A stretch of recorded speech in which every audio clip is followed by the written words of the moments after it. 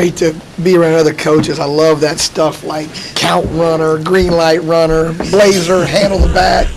You gotta love that kind of stuff. You know what I mean? That's a purist right there. So it's great being here today. You know, we're at a big time, and you know, you're gonna laugh with the psyche of college basketball. I know, Coach, they're getting into it, but I just got to give you a funny story.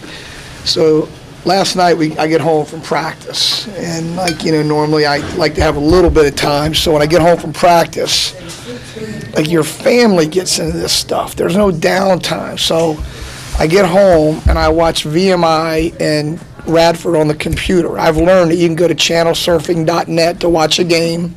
Then you can go to Big South something to watch a game. So we're watching a game on the computer.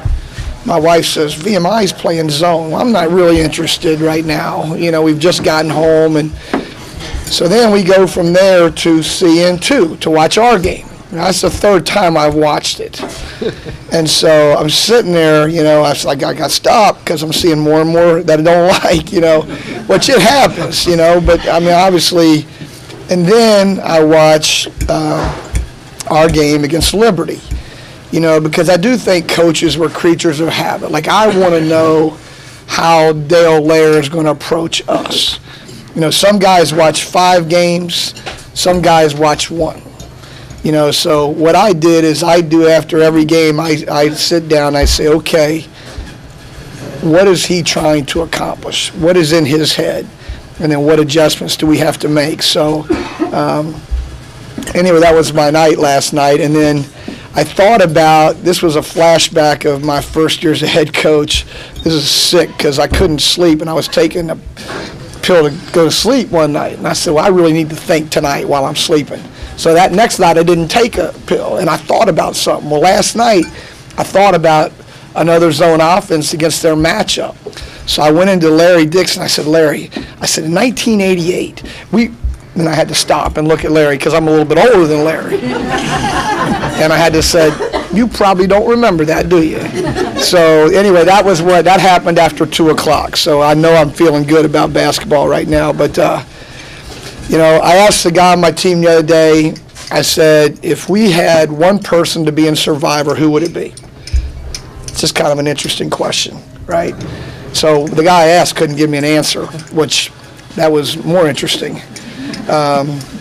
So that was one. As I think that says a lot about. Then I said today, like, who on our team's got it? Like, if you listen to sports radio, like Billy Donovan, we don't talk all the time, but in their recruiting meetings, one of the things that they talk about more than anything else is who's got it, like it.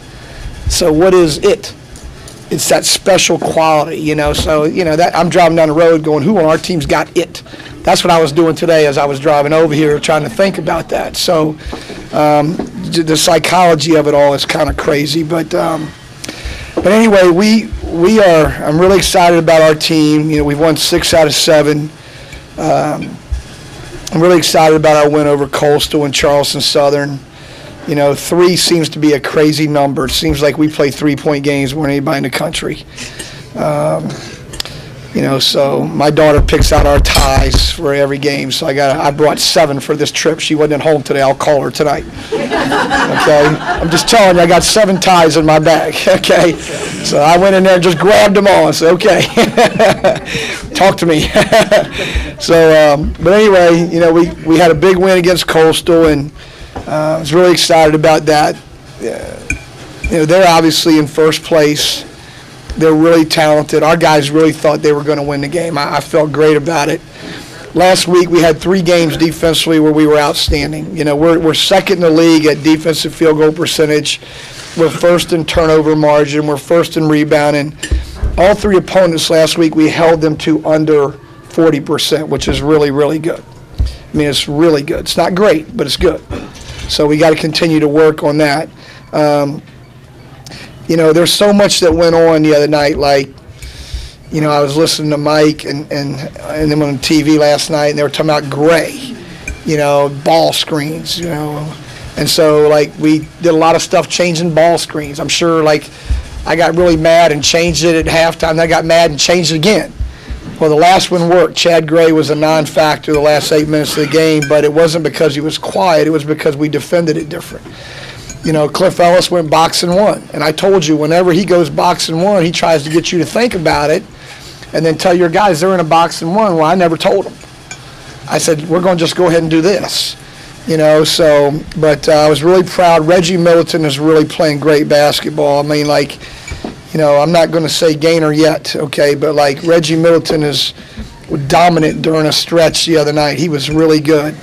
You know, and Andy Bouchard, the big German, had a couple tremendous plays, I thought, where he got offensive rebounds and finished. I was really proud of him, although he probably thinks there's never a day that I'm not after him. You know, Andre Jones, he's ferocious. He hits a big shot the other night.